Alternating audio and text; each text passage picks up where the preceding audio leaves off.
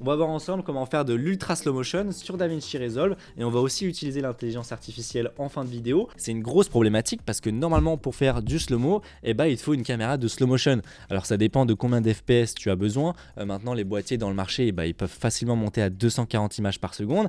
Mais si tu as besoin de faire du 300, 400, 1000 images par seconde, là il te faut une caméra dédiée comme une Phantom ou une Freefly qui coûte dans les 20 000 voire même 100 000 euros. Donc c'est impossible à acheter, il faut forcément la louer. Et nous on va voir dans cette vidéo comment faire ça avec un boîtier. Donc par exemple avec un iPhone, ça peut être un Nikon, un Sony, enfin bref n'importe quoi, un Z8. Grosso modo si je te montre ce ralenti à 100 images par seconde, on va voir ensemble comment passer à un ralenti, pourquoi pas 300 ou 400 images par seconde. Donc on se retrouve dans l'un de mes précédents projets, en l'occurrence le projet VTT, tout simplement parce que j'avais eu recours à cette méthode justement et même plusieurs fois. Donc là tous mes plans dans la timeline ont été tournés avec ma Red Scarlett W, donc c'est une DSM-C2. Tu vois par exemple si je prends ce plan là qui a été tourné à 100 images par seconde et il est déjà au ralenti. Donc là tu vois j'ai juste glissé le plan dans ma timeline et c'est déjà du ralenti. Si j'appuie sur play, voilà on est sur du 100 images par seconde. Comment savoir d'ailleurs à combien d'images par seconde a été tourné le plan si jamais tu as un doute ou c'est pas toi qui as shooté et que tu vois quand tu vas dans fichier il te met 25 images par seconde, tout simplement parce que le fichier est déjà ralenti en sortie de caméra.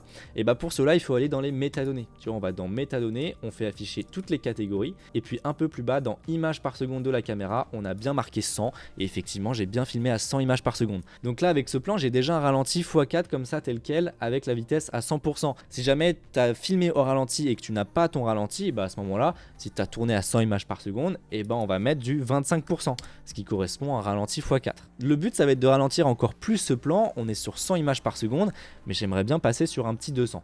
Si je me mets à 50%, je suis censé avoir du 200 images par seconde. Quand j'appuie sur play, on peut voir que ça saccade et c'est complètement normal, on n'a pas assez d'images par seconde, ce qui fait que on peut pas plus ralentir. Mais c'est là que vient l'astuce. En fait, on va demander au logiciel de recréer des images intermédiaires pour pouvoir simuler un ralenti. Il y a bien sûr des prérequis pour pouvoir faire de l'ultra slow motion, ça va dépendre en fait de ton fichier d'origine. Par exemple, si j'ai un fichier qui est tourné à 25 images par seconde et que je veux le ralentir à 200, ça va pas être possible parce que le logiciel il va devoir recréer je sais pas combien d'images intermédiaires et il y a de fortes chances que tu vois des artefacts ou des choses bizarres à l'image. Donc le premier truc hyper important à savoir c'est de doser sur le ralenti et tu ne peux pas faire un ralenti infini.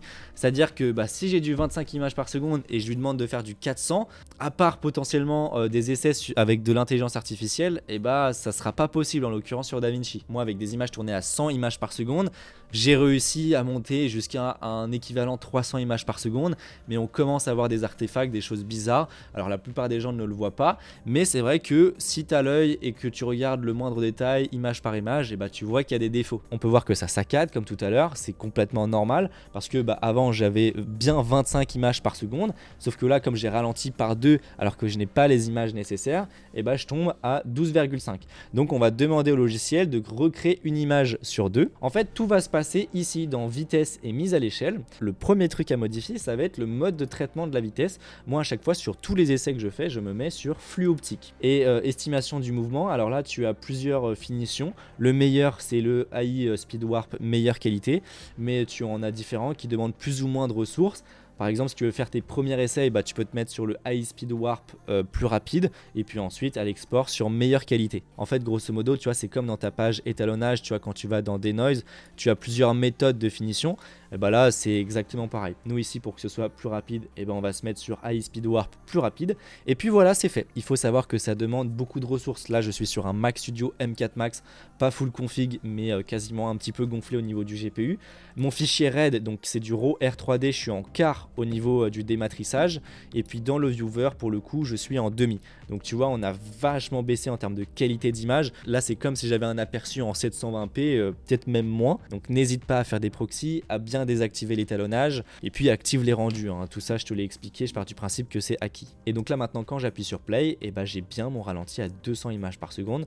Et franchement, c'est plutôt clean, ça marche plutôt bien. Alors, si tu mets le ralenti comme ça à l'image pendant je sais pas combien de secondes, parfois, forcément, comme il peut y avoir des défauts, ça peut faire bizarre, ça peut interpeller. Mais franchement, si c'est bien dissimulé, tu peux même ralentir encore plus. Donc là, on était sur un équivalent du coup 200 images par seconde. Je vais descendre encore plus. On va se mettre à aller à 30%. Donc là, à partir de ma vidéo d'origine, je n'ai plus que 7 images par seconde et tout le reste, il va devoir recréer. Moi, je sais que sur les projections, ça marchait plutôt bien. Par contre sur les rayons du vélo, et bah ça faisait des trucs bizarres et c'est là où ça interpellait les gens quand je montrais ma vidéo. Bon, ça marche mais c'est moyen. On peut voir qu'au niveau de la roue arrière ça marche plutôt bien, c'est réaliste. Par contre au niveau de la roue avant ça fait n'importe quoi. Comme je te le disais avec les rayons, ça marche mais il y a aussi des limites. Encore une fois ça va dépendre de ton sujet. Si c'est une goutte d'eau, quelque chose qui tombe de manière droite, et bah ça peut super bien marcher. Là en ayant ralenti à 30%, on est sur un équivalent 300-350 images par seconde, je te laisse faire le calcul. Et si imaginons j'avais filmé à 240 images par seconde, bah là on aurait pu facile monter à 500-600 images par seconde. Donc voilà comment ça fonctionne au niveau du principe dans DaVinci. Maintenant comment ça se passe, comment je te conseille d'utiliser ça typiquement sur un plan. Je te parlais de speed ramping, et ben on va voir ça tout de suite. Là par exemple c'est exactement le même plan que précédemment, sauf que là j'ai tiré le clip du projet final. Voilà à quoi ça ressemble. Donc tu peux voir qu'au début on est en vitesse réelle et puis ensuite dès qu'il y a les projections, et ben là j'ai mis au ralenti. J'ai repris ce même plan de zéro pour le faire avec toi. Donc on va faire ce que l'on appelle un speed ramping. Le principe du speed ramping c'est simple, c'est d'alterner entre vitesse réelle, accéléré, ralenti. Donc là on va faire clic droit sur le clip, je vais faire commande de variation de vitesse et puis là on a ce petit bandeau là qui est apparu avec 100%. Alors le 100% qui est là c'est tout simplement le même qui est dans variation de vitesse qui est en haut. Si tu vois je le déplace à 145, et bah ici il se met à 145. À partir d'ici j'ai envie de commencer mon ralenti. Donc avant ça sera en accéléré, en vitesse réelle, après ça sera en ralenti, en ultra slow motion. Donc je vais cliquer sur la petite flèche, ajouter un point de vitesse. Moi en l'occurrence mon clip il est déjà au ralenti, donc du coup pour être en vitesse réelle, il faut que j'accélère. On va se mettre à 200%. Ok, donc là, on peut voir qu'au début, ça arrive fort. Cependant, on n'est pas encore en vitesse réelle. Là, on est sur un équivalent 50 images par seconde. C'est juste que pour pas que ça aille trop vite, et je le laisse un petit peu au ralenti. Après ma partie au ralenti, juste là, donc je suis à 100 images par seconde. On va ralentir encore plus. Moi, j'ai trouvé qu'il fallait pas monter au-dessus de 75 parce que, en l'occurrence, sur mon plan, on peut voir qu'au niveau des rayons et tout ça, ça fout un peu le bordel. On peut ralentir un peu plus, mais on commence à perdre en qualité. Ok, donc là, à partir de là, c'est au ralenti. Cependant, moi, j'ai vraiment envie que ça commence ici, le ralenti. Donc, il faut que je déplace mon point de vitesse. Donc, pour ça, tu prends les poignets, tu déplaces. Voilà, maintenant, on peut voir que mon ralenti, il est pile au moment où ça tape, juste ici. Nickel, donc là, on laisse au ralenti. Et puis, à partir de là, eh bien on peut repasser en vitesse réelle, donc en l'occurrence ici moi en accéléré, on va se mettre à 200%. Tu peux très bien laisser comme ça au niveau de l'accélération ralenti, c'est un peu brut, mais si tu as une musique qui tape bien, et ça peut être très bien. Moi en l'occurrence j'ai laissé comme ça. Par contre si tu as envie que ce soit beaucoup plus smooth, on peut venir smoother tout ça, parce qu'on peut voir que là en l'occurrence on passe d'accéléré à ralenti, il n'y a pas du tout de fondu ou quoi.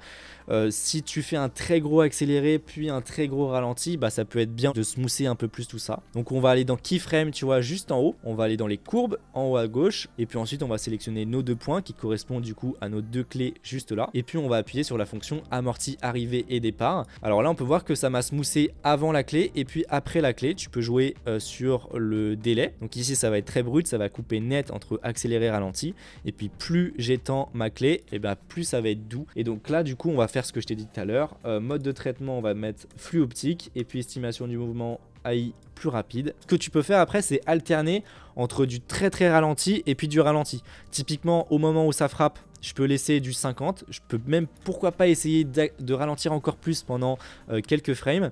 Et puis ici je mets une clé et à partir de là je mets du 75, allez le 30%. Ça marche bien, mais je pense qu'il faut pas trop en abuser. C'est pour ça que je vais le raccourcir un peu plus. Ça, c'est la méthode sur DaVinci Resolve. Tu peux déjà avoir de super résultats. Maintenant, il y a la deuxième méthode, c'est avec l'intelligence artificielle, puisqu'on le sait que c'est quand même quelque chose d'assez incroyable ce qu'on arrive à faire maintenant avec ça. Avec le logiciel Topaz, j'ai vu quand même des choses assez incroyables. Tu peux faire des ralentis de fou, parce que justement, lui, je pense qu'il sera un peu plus intelligent entre guillemets. Ça fait pas non plus de la magie, c'est-à-dire qu'on reste sur de l'interprétation, exactement ce que fait DaVinci Resolve. Et bien voilà pour mon petit tuto DaVinci. Dis-moi ce que tu en penses en commentaire, si tu as déjà utilisé cette méthode ou si tu ne connaissais pas du tout mais tu vas l'utiliser. Si tu as des questions, n'hésite pas en commentaire. Sur ce, n'oublie pas de me suivre sur mes réseaux et on se retrouve pour une prochaine vidéo. Allez, salut!